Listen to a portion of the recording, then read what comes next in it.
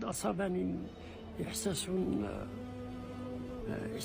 خاص لم أشعر به من قبل، حيث أنني زرت المملكة السعودية مرارا مع زوجتي، ولأول مرة أسافر من دونها، حيث انتقلت إلى بارئها الله يرحمها، حيث توفيت.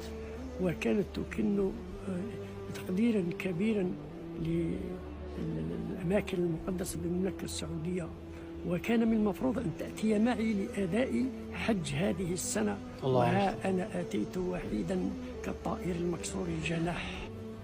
تأثرت كثيرا. الله يرحمها، ربي يرحمها.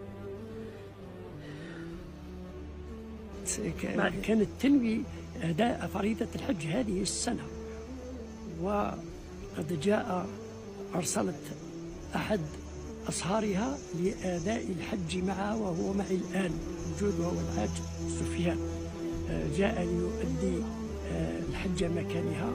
وهذا إن دل على شيء فإنما يدل على مدى التزامها بالدين وما تكنه لما لاقته في سفرياتها السابقة إلى المملكة العربية السعودية، فهي كانت أشد التزاما مني بالدين.